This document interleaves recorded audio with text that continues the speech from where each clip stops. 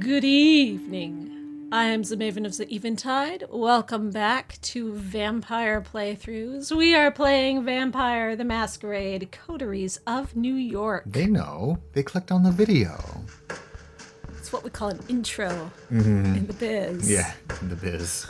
Because we're professionals. I introduced myself. You're supposed to introduce yourself. Do I? Must I? We do this every episode. They must know who we are by now. Should I introduce you? Yeah, no, go ahead. I want to hear what your introduction is. With me tonight, Oh, gummies in my teeth. it's Paul, the jackass. Wow. Okay. I am full of gummies and beef jerky and double black. I'm ready. These are all the things I got him for Christmas. Yes. I got him the biggest sack of gummy candy bag ever. of gummies. Can you hear this?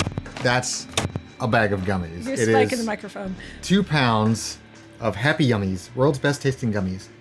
And it's just like the most random assortment of, ooh, fat free. It's guilt free, love. Because they aren't solid sugar. Nope.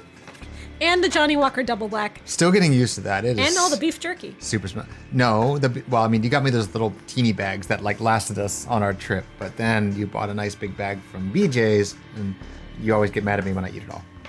Beef jerky was for everyone, Paul. But they didn't come to hear us bicker. So, thing about Vampire the Masquerade. Is it? Today, I have released the video that I made in March about the Vampire the Masquerade documentary, aka glorified commercial, that was very supposedly secretly made by the company that also is now in charge of Vampire the Masquerade. They didn't put their name anywhere on it, so it made you think it was a real documentary about them, but no, it wasn't. It was a commercial. And I had kept that video private on my Patreon for 9 months because I was afraid of backlash. But you know what? I'm over it. Bring it. Bring the backlash. That video is public. You can now go watch it and find out my opinions on the documentary of the game that this game we are currently playing is based on. So that's not technically a mockumentary. What No, do they call this? it's a real documentary. But it's just it's- a biased documentary. But you can't, it's like an auto documentary. You can't. Yeah. That seems unfair. Imagine how up yourself you must be to like You're like, make hey. a documentary about yourself. Well, yeah, that's why we call it propaganda. Propaganda. No, I got Beyond Good and Evil songs in my head. Anyway, last we left, our Ventru Gwen Gwentrue. had been introduced to the prospect of forming a coterie, aka having some vampire buddies. And she was told by her friend, Sophie, her surrogate sire, that there's 4 vampires in New York City that she can choose to make friends with. And that's all we know so far. However, everyone in the comments has told me that the game does not give you time to really explore all the options, and it's best to pick 2 and go with 2. So based on that, we personally were leaning towards this Nosferatu character and this Didn't we have the Gangrel Macavian? character. Oh, the Gangrel. Okay, Yeah. no, we got to represent the Gangrels. And I asked you guys if you agreed with our choices, and it seemed basically from the consensus that you did. People say the Tremere is really cool, but No, these we got guys enough have other edgelords, benefits. yeah. No, they say he's not edgelord. They say he's cool. But they say the Malkavian, some people love the Malkavian and some people hate her. Some people say she's just obnoxious over the top, and some people are like, she's so awesome. So, but next time we play the game, we could choose those other options. Okay, so on this, the Ventru will stick in Brooklyn, and then our next character will take the take Manhattan, Yeah, perhaps. like the Muppets. All right, so who do we want to go see first? Do we want to go see the Gangrel? Or... Well, I'm biased towards the Gangrel, but I think we should But you're start with the also biased towards Nosferatu, aren't you? No, I don't like being. No, I'm just thinking about my experience playing Bloodlines. But, you know, you got sorted by the sorting hat into Nosferatu. It is your true clan. Yeah, I know, but I'm just a Gangrel at heart. Because we're Beauty and the Beast, you know? Toreador and Nosferatu, that's us. Oh, golly, I don't want to be a Nosferatu. I mean, it's cool. Like, I thought it was cool when I started a character, but boy, oh boy. Well, it's like playing the game on hard mode.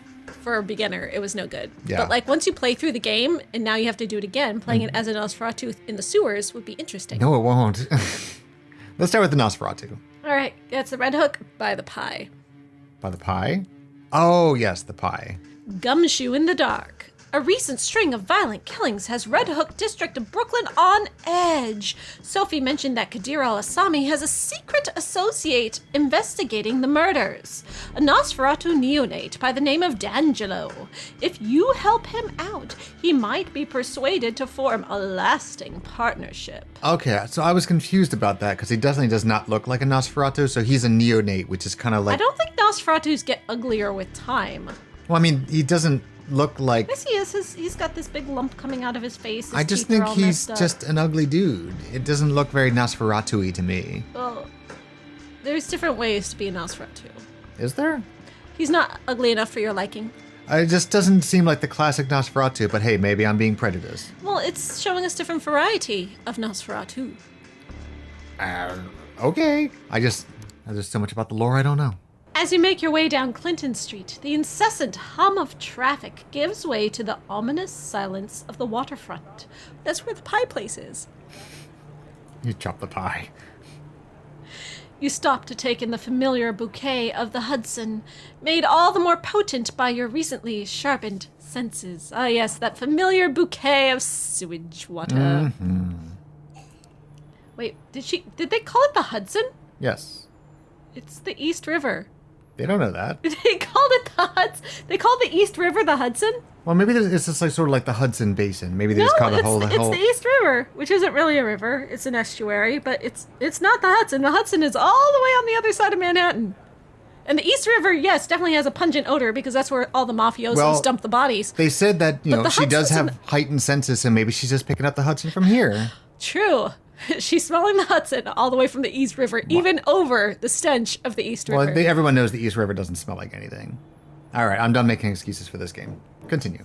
Across the basin, the Red Hook grain terminal rears its rusty frame. Once a bustling international area, now a sleeping giant splayed out on the riverbank, forgotten, abandoned. Conveniently so, especially for one of the hidden. Keeping to the shadows, you sneak closer to the dilapidated complex, making your way past hole-ridden silos and wobbly chain-link fences. Ambient. Paint me a mind picture, Nosferatus. By the time you reach the entrance to the main building, you can almost feel the rust particles making themselves cozy at the back of your throat. Why are you mouth breathing? Why is she breathing at all? She's a vampire. That's true. Not getting your hopes up, you give the door a slight nudge. To your surprise, it gives almost instantly. Looks like someone's been using it recently. I like this, creepy factory music. Once inside, you find yourself in a large, empty hall. Looking around, you can almost picture it back in its heyday, stacked to the rafters with heavy machinery. You notice a set of stairs leading up to a mezzanine, most likely an office space, and then you see it. A faint light coming from one of the upper rooms. Looks like you're in luck. Quietly, with bated breath, you climb the steps and approach the dimly lit room.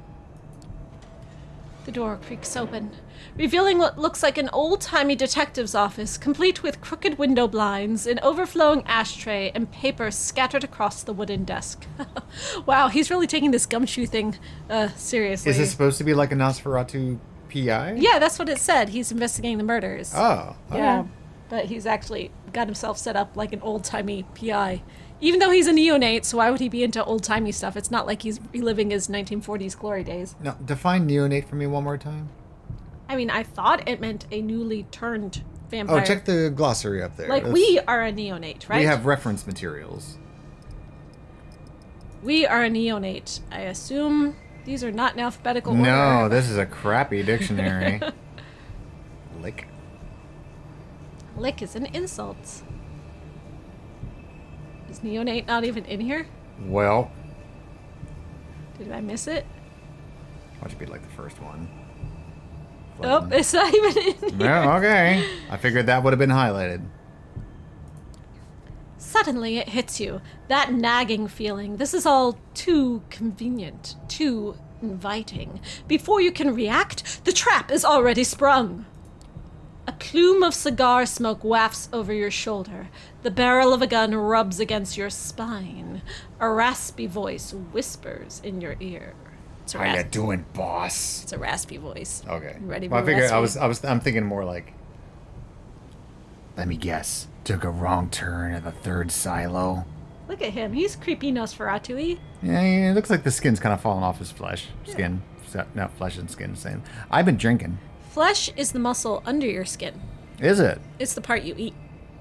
I'm gonna be sick.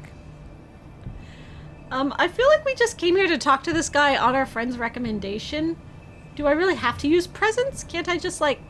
Well, we don't know how powerful this Nosferatu is, so that might be kind of insulting to him. I could just say, like, hey, I'm a friend of Kadir and Sophie's. They told me to come make friends with you. Yeah, I think being diplomatic makes sense. You decide to play along. Raising your arms slowly, you weigh your next words carefully. You're pretty sure a bullet to the back wouldn't kill you, but it doesn't sound too pleasant either.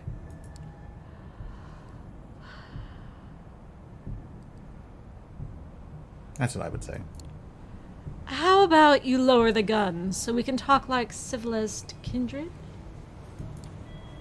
Oh, I'm plenty civilized, see?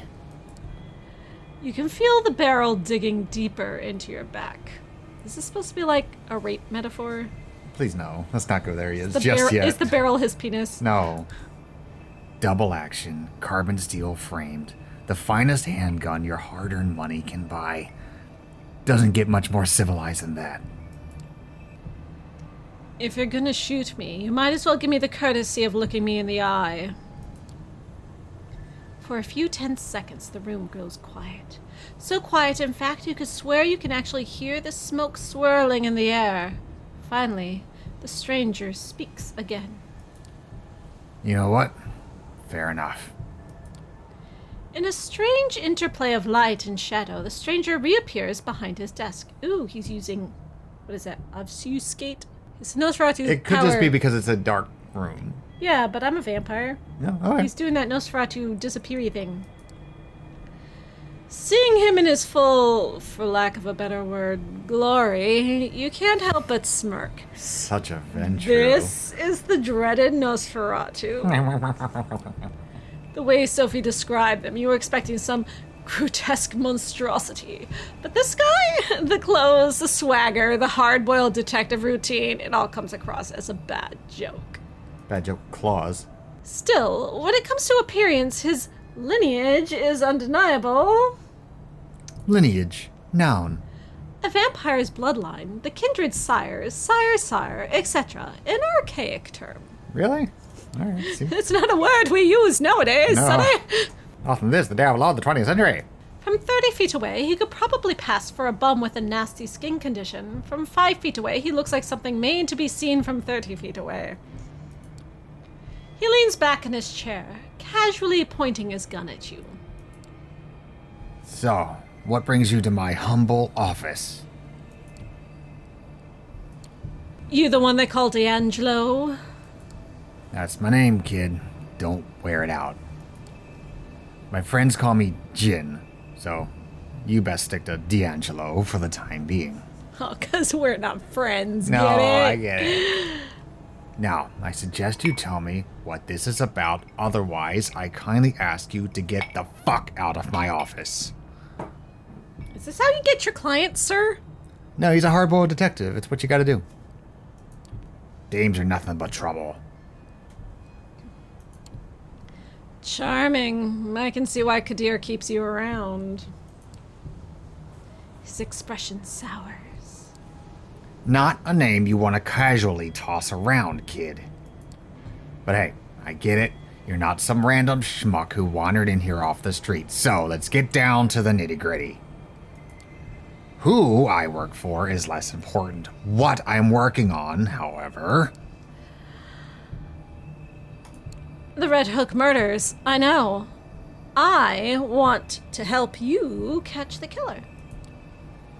His moldy lips twist into a smile. Do you now? D'Angelo lowers his shades. For a few seconds, he sits motionless with his eyes fixed on yours. Suddenly, he raises his gun, almost making you flinch. Almost. Then he twirls it to his shoulder holster in a fat, flashy display that definitely looks like it was practiced a lot in front of a mirror. Oh, you're a vain Nosferatu. Why are you singing me? Because you're D'Angelo now. Okay. You see the Nosferatu's lips move, but the quiet mumbling clearly isn't meant for your ears. Listening in, you're able to catch snippets of his monologue. Oh no, is he monologuing? Aww. Does he have his own theme music too? Dames are nothing but trouble. Sure, they seem to care, but what was their end game? What was their angle? Everyone's got one, even if they pretend like they don't. Especially then, what the hell? Maybe this town's finally got to me. Is he like half Malkavian? He's like, sir, hello. He pauses, sticks a fresh cigar between his crooked teeth. Maybe a good leap of faith is just what the doctor ordered. Are you narrating? For a second, he looks at you like a kid caught with his hand in the cookie jar. Then a wry smile comes back to his lips. He lights up. I'll tell you what, kid. I ain't sold yet, but I can see you got some potential, so here's how it's gonna be. I was just about to head back to the crime scene, take a look around, refresh my notes. You can tag along if you want to. I could use an assistant, someone to take notes and make wild assumptions for me to shoot down. Who knows? If you're any good, I might consider making this a long-term arrangement. Oh, no. I did not sign up to be a detective assistant long-term. I'm just here to add you to my coterie. You can be my second banana. Is it like collecting Pokemon? Like I need to get one of each? Well, I mean, we're only allowed 2, so choose wisely.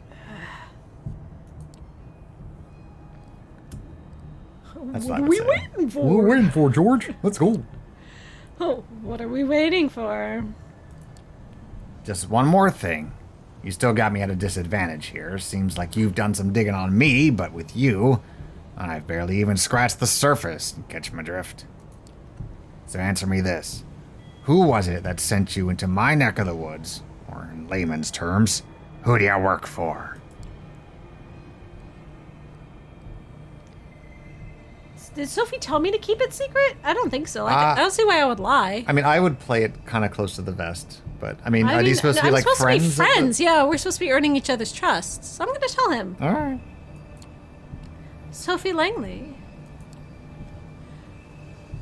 For the first time since you got here, the Nosferatu adopts a look of genuine surprise. His eyes wander for a moment, finally giving way to a crooked smile. Wander like to my boobs or like around the room? Around the room. Are you sure? Yeah, give him some credit. So, you're the one, huh? The fledgling the Toreador dame spared. Yeah, that would make sense.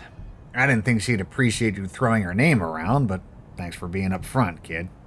She told me to come to him. Why wouldn't she want me? She didn't tell me to keep it secret. What's wrong with throwing her name around? What's the point of having like a fancy-ass guardian if I can't use her for my own benefits? That's probably why she doesn't want throwing her name around. Yeah, well, you know what? I'm a Ventrue, and I will climb that social ladder, and she can't stop me. All right. I'm pretty sure she can, but okay. But you know what we do? Name drop. Okay. One blink is enough for you to miss D'Angelo vanishing from his chair. Just when you're about to look around, he reappears right next to you. Up close, his smile is even more unnerving. Teleports behind you. Nothing personal, kid. All right, moonlight's burning. Let's get cracking. With a certain fascination, you watch D'Angelo stumble his way across West Brooklyn.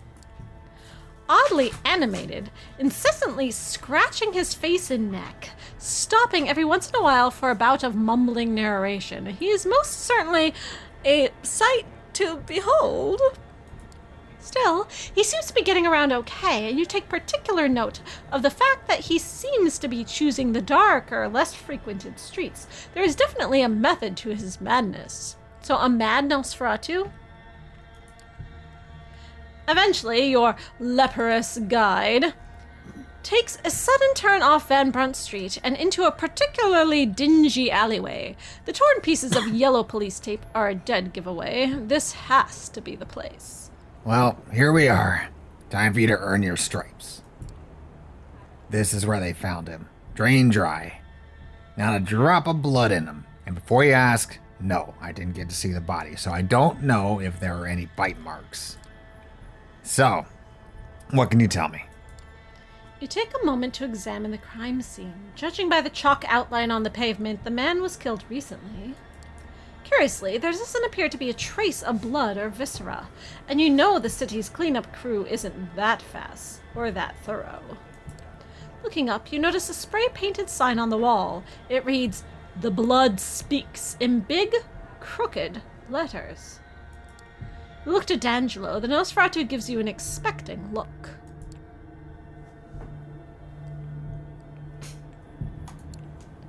You point at the spray-painted sign. That looks like a clue. Sure, kid. Might as well start with the elephant in the room. What do you think it means? You give the sign a good hard look.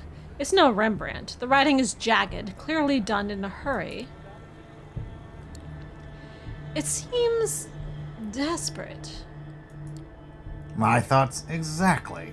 It's as if someone wanted to get a message across, but was too scared to stick around and write their whole damn book. So we got the abridged version. And then there's the blood, or lack thereof, and given that the murder was committed right here and the victim didn't make a sound, we can therefore conclude that... The killer was kindred. Bingo. Only a kindred could drain a human this quickly, this quietly. What else drains humans? Like, why would it ever be a question that, like, this wasn't a vampire killing? Like, someone else came along and drained. Well, hey, people of varying different intelligence levels want to play this game. I mean, I know World of Darkness has other creatures. Do, like fairies drain humans? Do werewolves? Do like, what? Ghosts? What else drains humans? Tell me, if you were to guess, which clan would you say our killer belongs to? I would say Malkavians because of the desperate blood speaks crazy talk motto. Thin Bloods isn't a clan. And they can't... Can Thin Bloods drain people? Is that something they do? Are they allowed to do that? They're just like weak vampires, that's all. But Tremere makes no sense at all to me. Like, I mean, the Malkavians is my gut as well. There's nothing magical about this. I was going to guess Malkavians before I even saw the option, so... Yeah. Maybe it's the Malkavian serial killer. They're pretty nuts, right? Nah, kid. The Moonies can be a bit playful, but there's a method to their madness. Like yours? No. It leaves a certain aftertaste. This right here, this just reeks of desperation. I might be jumping to conclusion, but my money's on the Thin Bloods. Yeah, see, why would I have chosen Thin Bloods if I didn't even know what Thin Bloods are yet? The dictionary's just now giving us my a gut. word. My gut went to Thin Bloods because it seemed like the less obvious. Thin Bloods, noun. Oh, God. Okay, yeah, if you want to read this, vampires with blood so diluted they retain many human traits. They're clanless. So, and this is all the rest: weaklings, runoffs, abortions. Great. This is just, great. Duskborn sounds cool. Yeah. He pauses, spits out the mangled remains of a cigar. Shit. Looks like we're gonna have to pay Larson a visit. What? Did I know Larson was a Thin Blood Primogen? I met Larson, but I didn't realize he was the Thin Blood Primogen. Which one was Larson? He was one of the guys we met at the party, Was right? he the nice one? I don't remember. Maybe? I just remember his Because portrait. he told us he was one of the Primogens, but he didn't tell us which Primogen he was, right? Was that him the whole... Oh. Sure. Larson, the Thin Blood Primogen? No, Larson, the bicycle repairman. Of course the Thin Blood fucking Primogen. Not sure if he knows who the killer is, but he could probably make an educated guess. In any case, we'd be doing him a favor. If it turns out that one of his is violating the masquerade, it would put him in a hell of an awkward position. And I mean shitting upside down awkward. Okay, so if Larson was the guy who introduced himself to us at the party and was like, you don't want to be seen hanging around with me because I'm a loser and nobody likes me. That's probably because of the Thin Blood. Yeah, but that was never explained to us. The game never told us that. I know, but now we're sort of connecting the dots later on. It's payoff. Kinda. I feel like we missed the dialogue option or something that would have told us that. Yeah. I accept it. I don't. This is where we diverge. Great. Marriage is ruined. It's the kind of weakness the other Primogen would love to exploit. His position on the council, as bad as it is. He pauses for a moment and mumbles to himself, but is too quiet for you to make out. Finally, he lights up a fresh cigar. He takes a puff and lets the smoke escape through his crooked smile. All right, kid. Let's get this over with. Compared to the industrial ugliness of Red Hook, Sterling Place is quite a change of scenery. Yeah. The heavily gentrified and pleasantly dull residential area emanates a sort of peaceful apathy that rich hipsters scoff at and blue-collar workers dream of. All of a sudden, the Nosferatu stops. It almost seems like he was taking a deep breath, steeling himself for things to come. This is the place. With that, he points to a surprisingly nice-looking two-story house. The place is almost completely dark. Almost. You notice a dim light shining through the curtains of an upper-story window. It's probably safe to assume that the head of the family is working late, especially if the head of the family happens to be a vampire. Why would you assume it was the head of the family working late? Why not just, like, a kid up playing video games? Okay, kid. We gotta be gentle about this. I'm talking velvet gloves, soft cushions, you ring, my lord, gentle. We need to get Larson out here without making a fuss or letting his family see us. If we blow this, he'll shut down like a speakeasy on raid night. Trust me, I know. Does he have a mortal family? I guess so. Maybe he's that thin blood. He's still living with, like, a wife and children or something? Seems like, yeah. It seems like he gets, like, all the cool powers of a vampire, but still gets to have, like, a normal family life. Okay, so what's the plan? Tell you what. How about you take the lead on this one? I'm curious to see how you handle it. Since I'm, like, normal looking and you look like a zombie? Exactly. You take a step back and look around the area. The lit-up window seems like a safe bet. Now it's just a matter of getting Larson's attention. His and no one else's. As you're trying to come up with a viable strategy, you're suddenly startled by a loud noise. It takes you a second to identify the sound as a dog's barking. It doesn't take you long to figure out where it came from, as a bearded man leading a Rottweiler on a leash comes into view. Do I want to eat this? No, am I hungry? No, you're on a mission here. Well, if there's a person walking around, he doesn't want to. Don't throw a rock at the window because it'd be like, what are you doing? Well, I don't. But if you ring the doorbell, the whole family wakes up. I don't get why I don't want to wake up the whole family. Like, what's wrong with that? Like, well, why can't I just be like, hey, I'm here to see Larson? I guess. Wait. If you feed on the guy and then you incapacitate him, then you're free to do pretty much whatever you want. But now, and then I get to eat a guy and be a vampire. Yeah, like exactly. Then I'm actually doing like vampire things. But is this something a Ventru would do? I'm hungry. I'm eating the guy. As you turn towards the man with the dog, D'Angelo gives you a worried look. Kid. Oh, maybe this was a bad idea. Shushing him with a gesture, you plunge into the shadows and crouch behind a well-trimmed hedge. True to his word, D'Angelo follows your lead, though it doesn't seem too happy about it. You best not be thinking what I think you're thinking. You tense up, waiting for the man to get closer. When he does, you spring from the darkness, grabbing both of his arms and sinking your teeth into his neck. His blood gushes into your mouth, thick with surprise and laced with just enough fear. It's all so quick and yet so sublime. I hope the dog doesn't attack us. The man goes limp.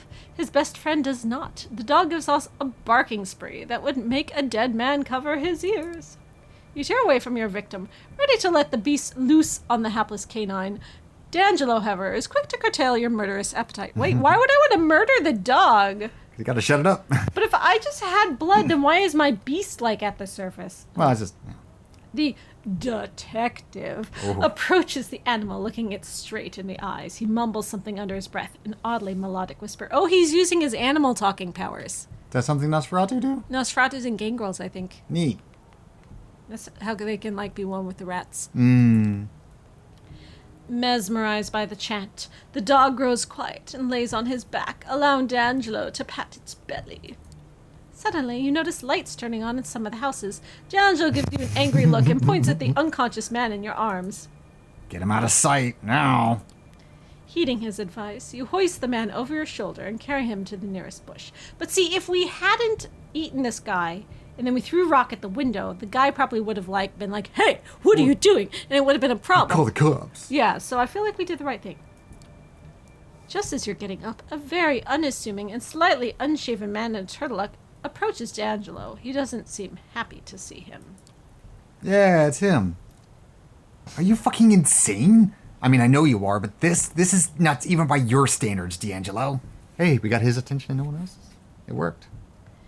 You glance over to D'Angelo. He looks somewhat embarrassed, scratching the back of his neck, clearly trying to find the right angle to play this. Let's get nuts. I would say don't interfere. We've done enough. No, I know this guy, right? We already met. Like, the way it's phrased, I think it's sort of phrased that way in case we hadn't talked to him at the party, so we didn't meet him. Oh. So, hey, Larson, sorry about the fuss, but we needed to get your attention. By feeding right next to my house? What the hell is wrong with you? Get the hell out of here. Hey, are we vampires or not? You getting mad at me for doing vampire things as a vampire? What's the point of this game if I don't get to do vampire things? Time and place, I suppose.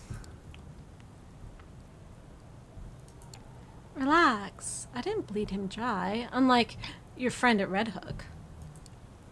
Is that supposed to mean anything to me? D'Angelo, what is going on here? It's about the Red Hook murders. We think one of yours is responsible. Bullshit. A Dustborn's got enough trouble staying alive out here. What could possibly make them openly violate the masquerade? Desperation. The killer's been leaving messages, whoever they are.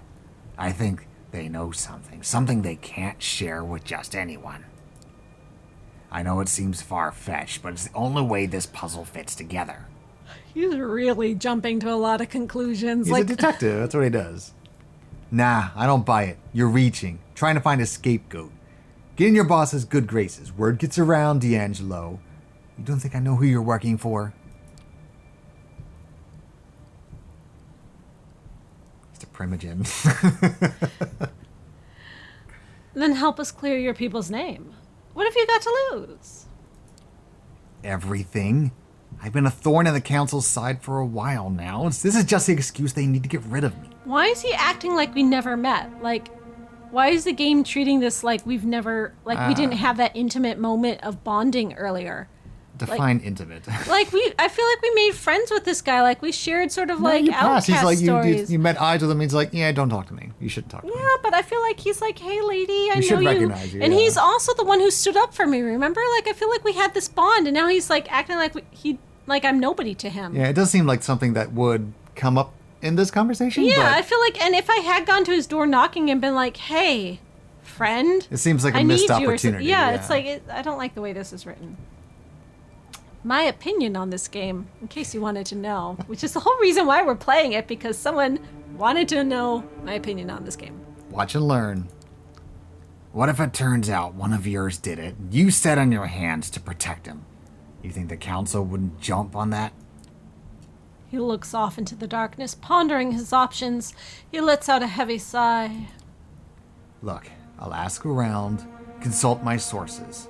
If it turns out one of my own is responsible, they will face justice. In the meantime, keep your deductions to yourself. I have enough trouble as it is. Deal. Good. Now, if you excuse me, I have to get back to my family. You were up working late in your office while your family slept. What? You're not going back to your family. It's not like you were playing Parcheesi together or anything. Could be. Cards by candlelight. And with that, Larson retreats to the elusive safety of his home. You decide it's best to move along. What about our connection, Larson? I thought we had a thing. You walk a couple of blocks in utter silence. Even D'Angelo's mumbling seems to have taken a back seat. Oddly enough, you find his newfound reticence somewhat unnerving. Finally, the Nosferatu stops and turns towards you. Hell of a night. I don't know about you, kid, but I could sure use a drink. Something warm in a tall, sweaty glass. Hey, I just had a drink. I'm pretty good right now, dude. But first, Let me tally your score. Let's see now. You did make a first good impression. I like someone who could talk themselves out of a tight spot. Talking's cheap. Bullets, not so much. You held your own at the crime scene. Nothing I hadn't figured out on my own, but hey, can't all be professionals. Finally, when the situation called for subtlety, you managed to avoid unwanted attention. Discretion is what separates a private dick from just any old dick. Yeah, I ain't no dick. All in all, you did fine. Not fine, but not bad for your first case. Don't let it go to your head. I'll be in touch. I'll let you know if I hear from Larson. Be ready to meet me at the office. Where? When? How? He starts to walk away, but suddenly stops and turns back towards you. And bring a notepad. Every good assistant should have one. Great. I have a job now, an unpaid job. I am a detective's intern. I was set to be the head of my corporation, I VP. shouldn't even be here today. Sweet. Okay. Oh, we could rest if we wanted to. But why? It's the middle of the night. We're fine. Wait, is it? No, wait. It's almost daybreak. I'm having trouble reading this sun compass. Yeah, is this telling us something about... Because it looks like the sun's about to crest the horizon, so I think resting would be smart. What if we don't rest? Then we venture out in the sunlight? Let's save and find out. I don't think we... Oh, yeah, we can. Oh, no, save and exit. It's fine. Okay. Save. We're still on night 4. Alright, so next we are going to go meet the gangrel lady. Jezebel's Chowder. Oh, it says you need to rest right here. Oh, I do need to rest. I'm fine. I'll rest then. See, I have vampire stuff. Oh. So let's go rest. Going home to rest. You notice something strange by the front door of your haven. A letter's been slipped under the door in a cream-colored, old-fashioned envelope. There's no name on it, but you know it's meant for you. Opening the letter, it's clear it's been sent by someone incredibly old-fashioned, rich, or a fan of classic stationery. No normal person sends letters like this. Oh, maybe it's your actual sire. He seemed like that person. The note is short and terse, written in elegant, delicate handwriting. You're cordially invited to a rendezvous at the Cathedral of St. John the Divine. I'll be waiting to make your acquaintance tomorrow night. Look for me closer to God. There is no other information. Looks like you have a mysterious invitation for the following night. Boop. Rest is over. Okay, so I was right about the compass. Oh, so I guess this is the invitation to St. John the Divine? Oh, wait, we can go visit the dude again. Oh, we could go back to work for him? Told me to meet him again. Well, click on him once. It'll give us like a... It's like... Well, it has not been a while, so I don't know if I want to do that. Faith and Myth Part 1. You've received an invitation to meet a mysterious someone at the Cathedral St. John the Divine. I'd say that makes more sense to go to now, because that's the... You know, we can visit the lady anytime. Yeah, but this is Jezebel's Chowder. All right. Accept this invitation. You wouldn't invite me all the way to a church just to kill me, would you? Isn't this hallowed ground? Are you guys allowed here? You haven't been to a church since you became a vampire. Yeah, 3 days ago. Or kindred, as a euphemism goes. You've had to focus on concrete, practical things like survival and feeding, not whimsical things like Jesus. Yeah, being locked in rooms. You've learned the essentials of the vampire experience, but you don't really have a clear idea of what it all means. The Cathedral of St. John the Divine is a New York landmark. You've been inside once before when you were much younger. You marveled at its Gothic facade. Looking at it now from across the street, it feels ominous. It's probably the red light. The prospect of an anonymous invitation to a secret meeting is a worrying one, but the venue is well chosen. How come I didn't get the opportunity to tell Sophie about this? Like, I would have gone to Sophie and been like, hey, does this fancy stationery look familiar to you? Be your own vampire. Come on, you're making decisions. What's the point of having a bestie if she can't help me out? But what's the point of this awesome story if you go to everybody else and ask for directions? No, take charge of your own story. It's hard to imagine. Sophie, what do I do? That's like Gwen talks. Sorry. Oh, got me. It's hard to imagine a violent attack in a place like this with eyes everywhere. You enter the cathedral discreetly. You've quickly learned it's an essential skill for a vampire, how to move without anyone noticing you. The full force of the cathedral's architecture hits you as you walk between the pews. If the architect meant to create the feeling of being small in the face of God's glory, mission accomplished. Based on the note, you're assuming that whoever you're meeting is somewhere in the front. As you step closer to the high altar, it feels as if something is dragging at your feet, as if the stone beneath you resisted your movement. Oh, do churches actually have an effect on vampires? No, I think someone's like doing vampire tricks on you. Oh. Yeah. Oh, well, there's well, my maybe. question. No, it can't be. Religion is a superstition. Religious is superstition. Yes, It how must can we possibly be wonders. superstitious in this world of supernatural vampires? As you try to shake the feeling of crushing foreboding, it occurs to you that vampires are a superstition too. Oh, Hey, you they called it. They got it. There's an old man sitting at the front. You see only the back of his head, bowed down in silent prayer. Your footsteps echo on the floor, and he turns to look at you. You can't take your eyes off him. He's tall, dignified, white hair balding, a few strands escaping to the sides. He's wearing glasses and simple clerical clothing. His eyes are warm and pale, too kind for someone like you. Why am I so self-loathing all of a sudden? I thought I was awesome. You're one of them self-hating vampires, aren't you? Something is wrong. You feel heavy, as if a giant hand was pressing you down. The skin on your face is burning. Oh no, did I get lured in by a vampire hunter? Maybe. Oh no, I've been I just could have duped. assumed you didn't know what you're doing. Perhaps unconsciously you expected something like this. As a vampire walking into a cathedral, only it's not the building or God making you feel like you're burning alive. It's the man, the priest. Welcome, my child. The priest's tone is kind, but the rising panic inside is telling you that kindness is not for the likes of you. I mean, my instinct is a GTFO. Yeah, I'm gonna run. The man is looking straight into your soul. You turn and run the way you came, stumbling out of the cathedral.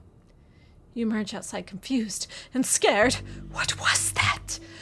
At least you escaped unharmed, except for my face burning. Do I have a rash? That's probably just your skin cleanser. You stand on the sidewalk confused and scared. No enemies seem to be attacking you. The priest didn't follow you. The night air is wet with the smells of the city, the same as every night. How did it feel? You look at the man speaking to you. He's well dressed, if a little archaic, dark-haired, handsome, like a character from an old movie. He smiles as if he knows something you don't. You glance around. There are people on the street. You don't appear to be in immediate danger. Why does it hurt so much? That's what I would say. Because it was real. Did you do this to me? No, absolutely not. Let me introduce myself. My name is Benoit Segal. We share many things in common, even if you don't know me. Benoit offers his hand to you. I refuse, glaring at him. Benoit's brows raise in surprise as he returns his hand to his side. Would you mind sitting with me for just a moment? Benoit points to a park bench nearby, in darkness because of a broken streetlight. Wary, you decide to follow him. Only an enemy totally unconcerned with the masquerade would attack you here. Benoit sits down and you follow suit. For a moment, you both contemplate the cathedral in silence. I know how it feels. What you just felt. I have experienced it myself many times. For a moment, you consider how to respond. It's clear Benoit sent the invitation to come up here and orchestrated this little setup.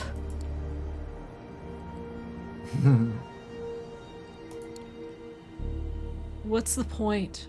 Why did you go to the trouble of getting me here? We share a connection, you and I. I'll explain it later, but right now the important thing is that it's so much easier to show than to tell. I bet he was made by my same sire. You think so? That's my guess. I wanted you to meet Father Anthony, or see him, experience. Did you wonder why it felt like that?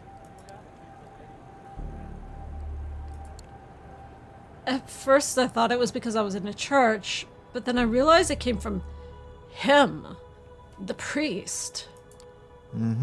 I think you're right. It does come from him.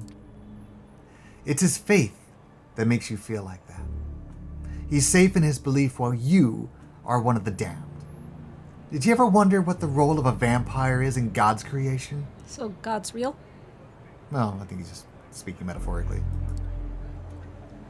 You stop to think. Of course you've wondered what this is all about, whether it's about God or nature. You don't really know what being a vampire means. That's the trouble with the masquerade. A human faced with a human problem can go online and find something that helps. You can't. It's too late to have an existential crisis. You don't exist anymore. Do we have like a dark web? A vampire web? What was the name of the web that the Oh, Nosferatu right, was yeah, in like Bloodlines. Something nets. Start like with an S. Shreknet. Shreknet. Yep. The masquerade means that everything there is to know about your condition is secret, hidden away. You're left relying on the unreliable opinions of people like Benoit. Suddenly, Benoit takes your hand and presses it against his chest. As he stares into your eyes, you feel his heart stop. My heart no longer beats, yet I move, I talk. Is that how God intended us to be? So God's real?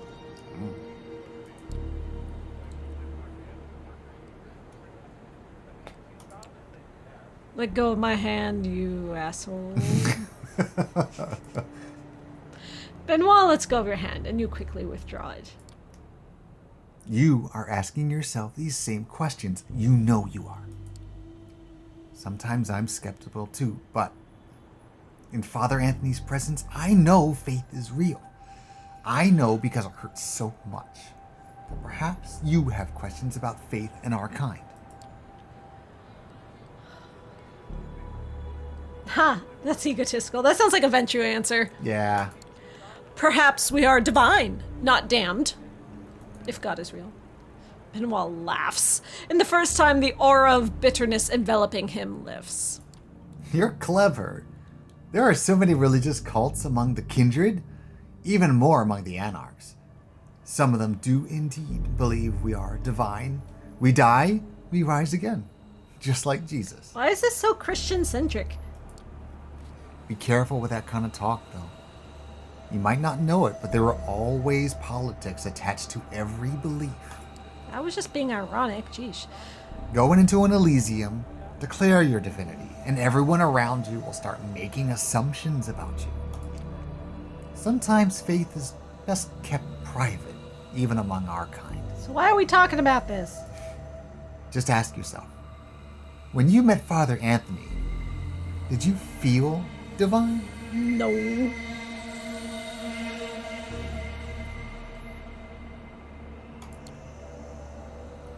Did you have anything else, or did I come here just to talk about religion? I know it's overwhelming. It was for me when I first met Father Anthony. I know there were others like him whose faith shines like a beacon. Priests, old ladies, children, anyone that can have conviction inside them.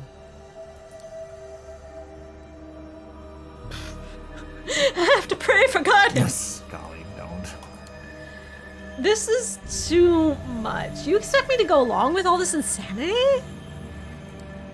Benoit nods I don't know why patiently. she's being so hesitant about this. Like, she knew it, she felt it, she ran out of that like place, if a and she's priest like, has oh. faith and that imbues him with some sort of supernatural power, sure, but that doesn't mean anything about me. Like, what he believes doesn't mean I am what I mean, he I'm not thinks I following am. this conversation at all. Yeah, I'm not sure what the point of this is, like, religiously speaking. Like, was my character a religious person? Like, Was she Catholic or something? anybody would get the same, I'm sure he's had the same speech before. Let's meet again in a few nights, here at the Cathedral. We can talk more after you've thought it through. Well, what through? You haven't, I don't know what his thesis is here. You want me to accept that God is real? Is that what this is about? Because a priest believes he's real and that gives him magic powers? Right, whatever, Benoit. You leave Benoit sitting in the shadow of the cathedral, contemplating what lies within. It would be easier to ignore his words without the reality of what you experienced. Father Anthony was holy. You know it to be true. But what does that mean? Is this just like the whole vampires and crosses thing? Well, that was an experience. Yes, it was. Not very compelling, but there it is. So, yes, so we know vampires, holy ground, crosses, priests, anathema. We get it. So, that was an adventure. It looks like we can go back to this guy. It's been a while, but it hasn't been a while. So maybe we should wait for it to actually be a while. It has not been long enough to go back and visit D'Angelo. So this is what we're going to do next. Jezebel's Childer, a gangrel neonate by the name of Tamika. Her name isn't, Tamika's name isn't even up here. She's just Jezebel's Childer. Sophie mentioned a gangrel neonate by the name of Tamika. Why is Sophie only setting me up with neonates? Because you're kind of low on the totem pole as it is. Yeah, but doesn't she want me to have powerful friends? You got to start at the bottom. You can't start at the top. Why not? How am I supposed to social climb if I'm only stepping on shoulders that are all the way on the ground? Maybe she doesn't trust you with the higher end people. It's let's see how she handles the neonates, and then if she handles this okay and she gets the small army, then I'll start introducing her to... Are these guys neonates too? Maybe these... click on them and see. Vampire Clan, Blood Sorcerer, Spectre, Agathon. It doesn't say if Agathon's a neonate. If Agathon's not a neonate, Malkavians, whatever. A reclusive member of the Malkavian clan. Yeah, so it looks like the Brooklyns where all the neonates live, and the Manhattanites are all higher caste. Anyway, Tamika's made herself a haven in Prospect Park. The Ferals aren't exactly a social bunk because she's a gangrel. They're so feral. Even by kindred standards, but if you can keep her from clawing your eyes out just long enough, she might be persuaded to join you. Well, now she sounds intimidating. Do I still want her, or do I want to go to this guy who everyone tells me is really cool? Gangrel. We already chose Gangrel. Besides, the comments have spoken. Yeah, but we're going to wait until next time before we go to our next thing, because we've been playing for about an hour now. So do I still really want to choose the Gangrel, or are you guys thinking maybe I should go for Well, I want to go see Tremere? the Gangrel because I identify with the Gangrels, because that was my favorite in Bloodlines. She might claw my pretty, pretty eyes out. Well, How can I climb the corporate ladder without eyes? don't you just grow them back? Or is that lizards? Where's the line drawn between lizards and vampires? Lizards grow their tails back. Tails, right. Tails, their eyes. Whatever. Anyway, now's your chance to change our mind. We're still going to go to the Gangrel, unless All I can picture is that guy you tell sitting me at the table. not It's to. I'm going to go see a Malkavian. Change my mind. Change my mind. Yeah. So, how do you feel about this game so far? It's okay. The writing is so-so, but I am really annoyed that there aren't more connections. If you go see that Larson, whatever, Logan guy. Larson. It should set what's called a flag. And if it says you spoke to him, then your conversations would be different later on. It doesn't seem at least this early on, your decisions if I was at the earlier. party, if I had gone to the creepy guy who was laughing too loud instead of talking to Larson, I never talked to Larson, I wouldn't know him. But then how would I have been the thin blood primogen? That's where the writing kind of gets me in this game. Well, it does make the writing 10 times more complicated, which I understand, but that also, I don't want to call them lazy for doing this, of course. All they need to do is add a line in oh, hey, haven't seen you since the party, and then kept the rest of the dialogue the same, Yeah, I know, but there's, you're right. I think that one flag, just a quick glimmer of recognition, I think, would have sold that a lot better. But that's nitpicking. Actually, no, it's not. That's valid. The detective guy was a unique character. I don't get I why, liked him. as a Nosferatu who's having these sort of crazy Malkavian moments, though, is that normal for Nosferatus to be a little bit He's just really into being a film noir detective, and he's narrating. Mm-hmm. It's the dame walked into my office. Dames are nothing but trouble. He didn't at all find me hot, which offended me. Well, I mean, he is a rotting corpse, basically. So therefore, his standard should be very low. Exactly. That's why I didn't find you attractive. Because he knows that this person is way beyond. I thought you were saying that I was even below his standards. Ouch! No. Okay, I was about to be offended. Nosferatu. Because I am a very classy Ventru, with very I'm a classy dame. Now let me just grab handbags. another passersby and sink my teeth into his neck while his dog barks. Well, no, what you said about if I threw a rock at the window, the guy with the dog was gonna No, I 100% think we make the right choice. Yeah, even though we seemed to piss him off, but he was okay with it afterwards. So he's like, "You did it discreetly without calling undue attention." I'm like, "Did I though? Did I though? All I the know. lights in the That kind of neighbors raised in the my desert, eyebrow. yeah. It's like, is that the right piece of text that should have been displayed there? It should have been like, that was a really stupid thing to do, but it worked. So Paid off at the good end. on I ya. admire your gumption or something, So this right, can you see my arrow? Yes, you can. Okay, so this is the East River, and where he is in Red Hook, it's you still on the Hudson? But well, look, here's the Hudson. Maybe this part where the Hudson comes down. Well, is isn't that called the considered Hudson Bay? That's the bay, right? Maybe that's what they're talking about, because I thought he was talking about this part here. No. We lived on the East River. That's the Hudson. Then where the Hudson and the East River meet is the Hudson Bay, or something like that. Yeah, she called it the Hudson, as if she was talking about being over here. Yeah, I'm gonna look up a map. All right, game. No, wait, I'm no. sorry we criticized you. You weren't as wrong as I thought you were. Hudson Bay. But the Hudson Bay isn't stinky. Why are they making fun of the smell of the Everything's Hudson? stinky. You're stinky. It's New York. It's the town that makes its own gravy. It's I was thinking he was up here at this little lump Oh, because wow. that's where There's a gajillion things in this world that are Hudson Bay. Hang on. Scrolling in. I'm not arguing with you. You don't have to prove anything. No, I know. I'm genuinely curious. What do they All call right. this? Oh, they just call it Upper Bay. All right. There's the Hudson River, right? Yeah, Hudson River. Scrolling down. You can't see the map he's scrolling on, so I'm sure this is very entertaining for you. It's just like the Upper Bay. Yeah. Sorry. Who knows? Anyway. Sorry. A little bit of New York geography lessons for everybody. I didn't live in New York for 15 years to be wrong about things. I do miss these. We used to live right next to Roosevelt Island, so the We breeze as lived it shot through right those two little here. canals. Yeah. Didn't we? We lived right here. That's No, right we where were. lived. Yeah, right about there. Yep, right right there. about, right at the cusp between Astoria and Ditmars. Yep. And I used to work right down here. And when I was in college, I lived right down here. And I used to work right up here. And then I lived right up here where this guy is for a while. Oh, let me point to all the places I lived and worked too. Yeah. No, I can't. Hey, I didn't work from home in New York. Can't afford to do that. Yeah.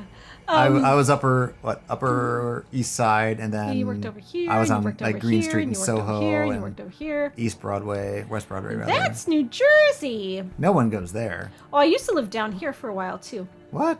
Yeah. Really? During college, I lived down here for a while. Lucky duck. Even though my college was right there by the World Trade Center. Anyway, I never went to Coney Island. the point of this story is that you should go watch my video on the World of Darkness documentary Oh, right, that I just vampires. released today Sorry. Flip back to New York for a minute. in December, which have been private on my Patreon, even though my Patreon has about 300 people, only about half that many had actually watched it. So I'm sure there are many of you that still have not seen this video. It's now public. You can all go watch Yay. it. See my opinions on the World of Darkness documentary and on the World of Darkness franchise in general. It's got its good, it's got its bad. There are thoughts, there are things to be said. Well, I hope everyone's 2021 is going to be better than 2020, because, the dumpster fire can't get any worse, right? Yeah, it's almost New Year's Eve, isn't it? It's probably going to be after New Year's by the time some of you watch this, because this is going to be private for my patrons for a while, and if you matters to you, you should join my Patreon. Well, hey, just for you patrons, you have a groovy 2021. You do. And you YouTubers, much love to you as well, but, I wish I could have also given you an early welcome to 2021 thing. But hey, you're in 2021 now. How's it treating you? Hello from the past. I hope we're still alive. I don't want to go off on that. Happy New Year! We're gonna die. Gummy?